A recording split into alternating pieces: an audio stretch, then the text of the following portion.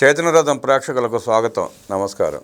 నమస్తే శ్రీలాల్ గారు. నమస్తే అండి. మంత్రి కాకాన గోవర్ధన్ రెడ్డి సుమారుగా 60,000 మెట్రిక్ టన్నుల క్వార్జిని అక్రమంగా తరలించుకున్న పరిస్థితి చూసాం.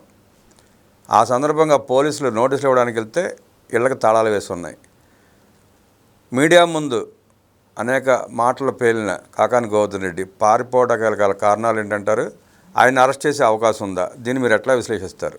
కాకాని గోవర్ధన్ రెడ్డి ఫస్ట్ ఇతని గురించి ఈ మధ్యకాలంలో ఏదైతే చూస్తున్నామో ఇతని మీద పోలీసులు అరెస్ట్ చేయబోతున్నారు.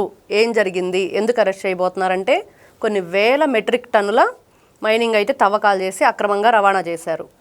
కానీ ఈ రోజున పోలీసులు నిన్న వాళ్ళ ఇంటికి వెళ్ళి నోటీసులు ఇవ్వడానికి ప్రయత్నం చేస్తే ఇంటికి తాళాలు వేసి ఎక్కడికి వెళ్ళాడో తెలియదు పరిస్థితి. మరి అక్కడ ఉన్న గేట్లకు అవి అంటించి వచ్చేసారు వీళ్ళు. మరి కొంచెం సేపటి తర్వాత వాళ్ళ కార్యాలయానికి సంబంధించిన మాధ్యమాల్లో ఉగాది వేడుకలు హైదరాబాద్లో తన ఇంట్లో జరుపుకున్నట్లుగా ఫోటోలు కొన్ని అయితే మాధ్యమాల్లో వాళ్ళు రిలీజ్ చేశారు. కానీ అసలు అతను నెల్లూరులో అతని ఇంట్లో అయితే కనిపించకుండా ఉన్నాడు, ఇక్కడైతే ఉన్నాడని చెప్పి వాళ్ళు చెప్తున్నారు. ఫస్ట్ అసలు ఇతను ఎందుకు కనిపించకుండా ఉన్నాడు, ఏంటి కారణం అంటే పోలీసుల్ని బట్టలు ఉడదీసి సమాజం ముందు నిలబెడతానన్న వ్యక్తి కాకాని గోవర్ధన్ రెడ్డి. మరి పోలీసుల్ని బట్టలు ఉడదీసి నిలబెట్టేంత తప్పు వాళ్ళు ఏం చేశారంటే, వీళ్ళు వైఎస్ఆర్సీపీ ప్రభుత్వం ఎప్పుడైతే అధికారంలో ఉందో 2019 నుంచి 24 వరకు వీళ్ళకి ఏ పని చెప్తే ఆ పని చేశారు పోలీసులు. ప్రతి ఒక్కటి అది తప్ప ఒప్ప నిజమా అబద్ధమా వాళ్ళు ఎవరిని అరెస్ట్ చేయమంటే వాళ్ళని చేయాలి. అక్రమంగానే అరెస్టులు జరిగినాయి. ఒక్కటి కూడా అక్కడ నిజమైన అరెస్టులు వేయలేవు.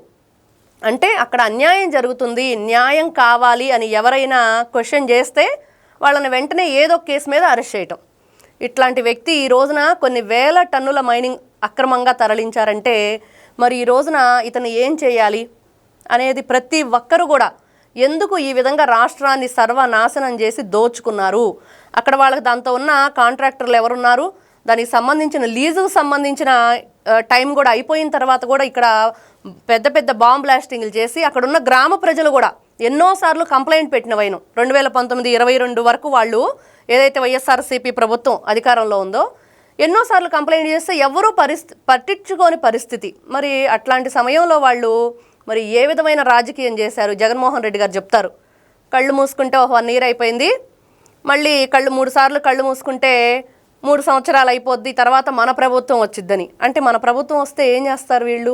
మళ్ళీ తవ్వకాలు. ఇలాంటివైనా రాష్ట్రాన్ని దాచుకోవటం అక్రమంగా ప్రతి ఒక్కటి కూడా దౌర్జన్యంగా రౌడీయిజంగా వాళ్ళు చేసినవన్నీ అవే చేశారు. వాళ్ళు దోచుకున్న దాన్ని కప్పిపుచ్చుకోవడానికి అధికారం కోసం ప్రాకులాడుతున్నారు తప్ప ప్రజలకు సేవ చేసే ఉద్దేశం ఆ వైసీపీ నాయకులు కానీ జగన్మోహన్ రెడ్డి కానీ కనపట్టలేదు. దాన్ని మీరు ఎట్లా విశ్లేషిస్తారు? ఒకటండి, ఇక్కడ జగన్మోహన్ రెడ్డి అనే వ్యక్తి 2019లో ముఖ్యమంత్రిగా ప్రమాణ స్వీకారం చేయటానికి ముందు అతను ఏం చేశాడు అంటే బాబాయి చావుని అడ్డం పెట్టుకున్నాడు. ఈ రోజున అదే బాబాయి చావు ఏంటి అనే ఒక క్వశ్చన్ మార్క్తో ఉండి జగన్మోహన్ రెడ్డి వైపు అవినాష్ రెడ్డి వైపే అందరి వేళ్ళు కూడా చూపిస్తున్నాయి. మరి ఫస్ట్ దానికి ఎటువంటి రియాక్షన్ కూడా వాళ్ళ నుంచి లేదు.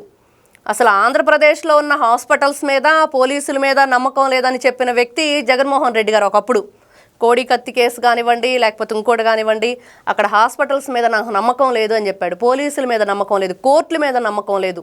వాళ్ళ బాబాయ్ కేసు మరి అతనే వేశాడు, మళ్ళీ అతనే దాన్ని వాపసు తీసుకున్న పరిస్థితి.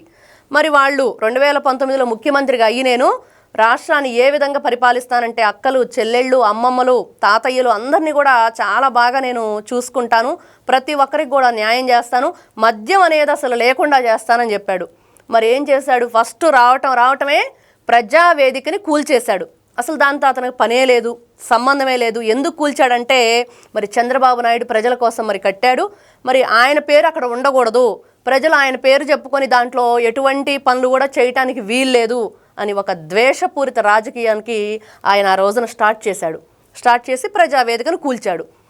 అక్కడి నుంచి మళ్ళీ ప్రజావేదికను కూల్చిన దగ్గర నుంచి ప్రజానాయకుడైన నారా చంద్రబాబు నాయుడు గారి అక్రమ అరెస్టు వరకు చూసుకుంటే రాష్ట్రంలో ఎన్ని విధాలుగా వాళ్ళు ఆడుకుందాం ఆంధ్ర అని చెప్పేసి ఆడుదాం ఆంధ్ర పేరుతో రాష్ట్రాన్ని ఆడుకున్నారు. దాంట్లో కొన్ని వందల కోట్ల రూపాయలు రోజా ఏం చేశారంటే బెంచ్ కార్లు ఈ రోజున కనిపిస్తున్నాయి. ఆవిడ మరి ఈ రోజున ప్రజలందరూ అదే ప్రశ్నిస్తున్నారు, మరి రోజా గారిని ఎప్పుడు అరెస్ట్ చేస్తారు, ఆవిడ ఏ విధంగా ప్రజల నుంచి దోచుకుంది అని. ఇంకొక వైపు కొడాలి నాని, ఒకవైపు వల్లభనేని వంశీ, వీళ్ళంతా నందిగామ సురేష్ ఒకరు కాదండి. ఇంకా సోషల్ మీడియా పేరుతో చూసుకుంటే వర్రా రవీంద్రారెడ్డి, శ్రీరెడ్డి, సుధారెడ్డి, వీళ్ళంతా కూడా ఇక్కడ సజ్జల రామకృష్ణారెడ్డి కొడుకు భార్గవరెడ్డి, పోసాని కృష్ణమురళి, అసలు ఒకరా ఇద్దరా వీళ్ళు ఎంతమంది పేటీఎం బ్యాచ్ని రకరకాలుగా తయారు చేసి చెడుని ఏ విధంగా ప్రచారం చెయ్యాలి, ఒక నిజం ఏదైతే గడప దాటే లోపుగా అబద్ధం ఊరంతా కూడా తిరిగి వస్తుంది అన్న సామెతగా వీళ్ళంతా కూడా ఫస్ట్ చంద్రబాబు నాయుడు గారు ఏదైతే పథకాలు, అసలు రెండు ఆంధ్ర రాష్ట్రం తెలుగు రాష్ట్రాలు విడిపోయినప్పుడు అండి చెట్టు కింద ఉండి పరిపాలన చేశారు చంద్రబాబు నాయుడు గారు. మరి అట్లాంటి పరిస్థితి నుంచి కొన్ని కట్టడాలు కట్టి వాటిలో కార్యాలయాలు స్థాపించి అందరికి కూడా ఎన్నో విధాలుగా సేవలు అందించిన తర్వాత 2019లో ఇతను వచ్చిన రాజకీయాలు వచ్చి 2019లో ఎలా చేశాడంటే ఈ రోజున ఆంధ్రప్రదేశ్ను చూస్తే 2024 ఎలక్షన్ టయానికి ప్రతి ఒక్కరూ కూడా కొన్ని వేల వందల లక్షల మంది బాబు గారికి వచ్చి వినతి పత్రాలు అందిస్తున్నారు, మేమందరం కూడా జగన్ బాధితులమని. అలా ఉంది ఆయన పరిపాలన. వైఎస్ వివేకానంద రెడ్డి కేసు చూస్తున్నారు, సిబిఐ ఎలా వ్యవహరిస్తుందో ఎలా సాగదీస్తుందో. అలాగే కోడికత్తి టమాటా సాస్, కోడికత్తి సీను కేసు ఎన్ఐఏ ఎలా సాగదీస్తుందో చూస్తున్నారు. ఆ రెండు వ్యవస్థలు ఈ రకంగా ఇదే తీరులో వ్యవహరిస్తే ఆ వ్యవస్థల మీద ప్రజలకు ఉన్న నమ్మకాన్ని నిలబెట్టుకుంటుందంటారా, పోగొట్టుకుంటుందంటారా? ఖచ్చితంగా పోగొట్టుకుంటారండి. కోడికత్తి సీన్ విషయంలో చూస్తే వాళ్ళకి సంబంధించిన ఎవరైతే కొంతమంది ఎస్సీ ఎస్టీ కేటగిరీకి చెందిన వాళ్ళు లాస్ట్ టైం జగన్మోహన్ రెడ్డి ఎప్పుడైతే అక్కడ రాలేదో, హాజరవ్వలేదో కోర్టుకి, మీరు కోర్టు నుంచి ఈ కేసుని వెనక్కి తీసుకుంటారా, లేకపోతే వచ్చి సాక్ష్యం చెప్తారా, లేకపోతే మేము మాత్రం ముట్టడిస్తాము తాడేపల్లిలో మీ ప్యాలెస్ని అని చెప్పి గట్టిగా వాళ్ళైతే వార్నింగ్ ఇవ్వటం కూడా జరిగింది మీడియా ముఖంగా. ఇంక ఇటు చూసుకుంటే ఎవరైతే బాబాయ్ రక్తపు వాంతులు, గుండెపోటు, గొడ్డలిపోటు, మరి ఏ విధంగా చనిపోయాడు అంటే దస్తగిరి అప్రూవర్గా మారి చెప్పేసిన వైనం, ఖచ్చితంగా మేము గొడ్డలి కొనుక్కొచ్చి నేను ఇచ్చాను అని చెప్పేశాడు.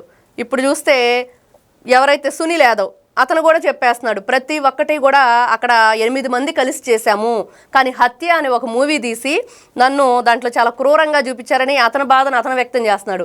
అలాగే 6 సాక్షులు అనుమానాస్పదంగా చనిపోయారు. ఇదంతా జగన్మోహన్ రెడ్డి 16 నెలలు జైల్లో ఉండొచ్చి అక్రమ ఆస్తుల కేసులో 12 సంవత్సరాల నుంచి బెయిల్ మీద ఉండి, ఇప్పుడున్న కొన్ని కేసులకు కూడా బెయిలు అతను ఏదైతే కోర్టులకు హాజరవ్వకుండా ఈ విధంగా వ్యవస్థలను మేనేజ్ చేస్తూ కన్న తల్లికి అటు న్యాయం లేదు, చెల్లికి న్యాయం లేదు, ప్రతి ఒక్కటి ఎటు చూసుకున్న ప్రజలందరూ కూడా ఈ రోజున ఇంట్లో బాబాయ్ కూతురుకి కానీ సొంత తల్లికి కానీ చెల్లికి కానీ ఎవరికీ న్యాయం చేయలేని వ్యక్తి ఇప్పుడు కొత్తగా అసలు అధికారంలో ఉన్నప్పుడు ఏ రోజు కూడా ప్రజల మొహం చూడని జగన్మోహన్ రెడ్డి ఈ రోజున ఏదైనా జరిగిందంటే చాలు కొత్తగా ఏదో వచ్చేసి కళ్ళు మూసుకోండి, కలలు కనండి, మళ్ళీ నేను వస్తాను అని చెప్పడం మొదలుపెట్టాడు. ప్రజలందరూ కూడా ఈ రోజున వ్యతిరేకిస్తూనే ఉన్నారు. ఒక సాక్షి మీడియానో, సాక్షి పేపరో వీళ్ళే జగన్మోహన్ రెడ్డి గారు ప్రజలకు ఏదో చేసేస్తున్నారు, ప్రజలందరూ కూడా ఆయన వైపే ఉన్నారని చెప్పేసి వాళ్ళు రాసుకోవటం తప్పించి దాంట్లో ఎటువంటి నిజాలు లేవు.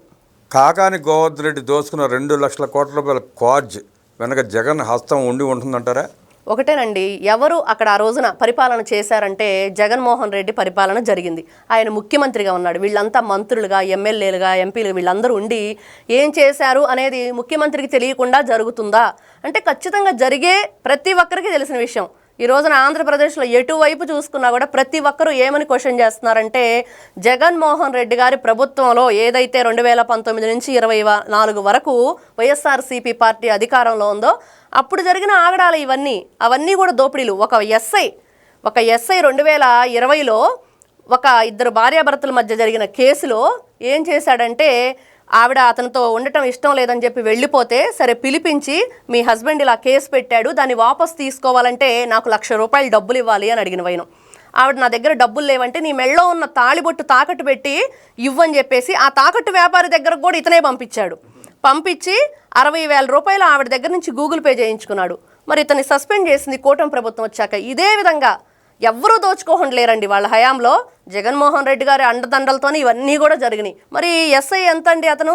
మరి ఎంపీలు ఈ విధంగా చేసి, ఎమ్మెల్యేలు చేసి, ఎస్ఐలు, కానిస్టేబుల్ ఎవ్వరికీ కూడా విలువ అనేది లేకుండా చేసింది ఆ ప్రభుత్వంలో. అంటే గేదె చేలో మేస్తే దూడ గట్టున మేస్తుందా అన్న సామెతని నిజం చేసిన వైసీపీ నాయకులు జగన్మోహన్ రెడ్డి. అవును, అదే ప్రజలకు కూడా వాళ్ళు అర్థమయ్యి 11 సీట్లు పరిమితం చేసింది. అంతిమంగా 2 లక్షల కోట్ల రూపాయలు క్వాజ్ దోసుకున్న కాకాని గోవర్ధన్ రెడ్డికి జైలు తప్పదు, శిక్ష తప్పదు అంటూ అద్భుతంగా విశ్లేషించిన శ్రీలీల గారికి ధన్యవాదాలు తెలుపుతూ నమస్కారం.